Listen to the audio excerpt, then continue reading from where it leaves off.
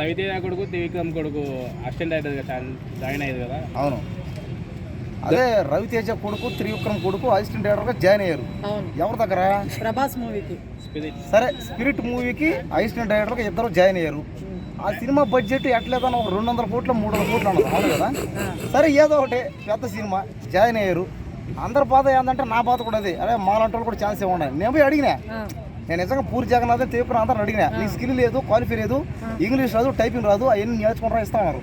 ఇస్తారు ఎవరో కూడా గ్యారెంటీ లే. సరే, అది తీస్తే కష్టపడితే ఇస్తారేమో. అసిస్టెంట్ డైరెక్టర్గా ఛాన్సులు అయితే మ్యాక్సిమం ఇస్తారు. అదే వాళ్ళు ఎందుకు అసిస్టెంట్ డైరెక్టర్గా జాయిన్ అయ్యారంటే ఇంక మనం చెప్పాల్సిన అవసరం లేదు, ఎందుకంటే మూవీ అబ్జర్వేషన్ అనమాట. వాళ్ళు ఎందుకు అయ్యారని అడగట్లేదు తమ్ముడు. సో వాళ్ళకి ఛాన్స్ లేకుండా మిగతా వాళ్ళు చాలా మంది ఉన్నారు కదా కష్టపడి, వాళ్ళకి అది కరెక్టే. నెపోటిజం సినిమా డైలాగ్ వస్తుంది గుర్తు. ఏంట్రా మన దేశం ఇలా ఏడ్చింది? ఎక్కడికి వెళ్ళిన రికమెండేషన్, డొనేషన్, డామినేషన్, ఇన్ఫ్లుయెన్స్, లంచం అంటాం. కష్టపడి నాలాంటి పేదల పిల్లలు ఏం పీకాలి చెప్పండి? ఏం పీకాలి? ఫస్ట్ ర్యాంక్ వచ్చినోడు ఏం పీకాలి? కష్టపడి ఐఏఎస్ అయినోడు ఏం పీకాలి?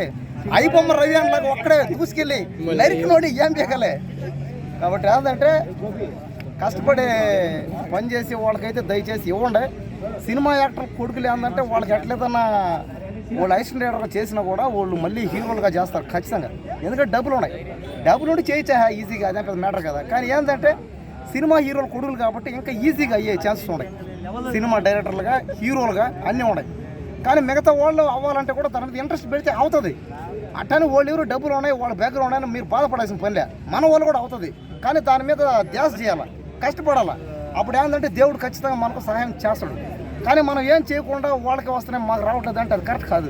మనం కూడా కష్టపడి చేయాలి. సైలెంట్గా ఉందాం, సైలెంట్గా ఉండి వాళ్ళ దగ్గర కాళ్ళు ఏళ్ళు పడి చేయాలి.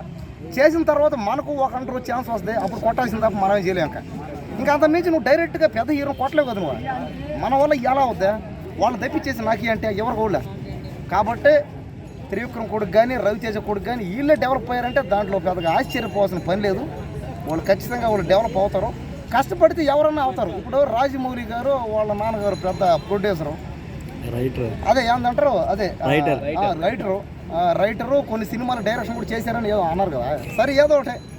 కాబట్టి ఏంటంటే అతను కూడా అయ్యాడు. అతనికి ఎలా అయ్యాడు? రాజమౌళి గారు కష్టపడి పది శ్రమించాడు కాబట్టి అయ్యాడు. అదేవిధంగా మనం కూడా ఎవరైనా ఇంట్రెస్ట్ ఉండి చేస్తే అవుతుంది. కానీ అది కరెక్ట్ కాదనిపిస్తుంది ఈ ఒక్కటైతే నాకు. ఎందుకంటే ఈ ఒక్కటి మాత్రం వాళ్ళకి ఇవ్వకూడదే, మాకు ఇవ్వాలన్నా కరెక్ట్ కాదు. ఇది ఈ ఒక్కటి మాత్రం కష్టపడితే అవుతాం అనిపిస్తుంది.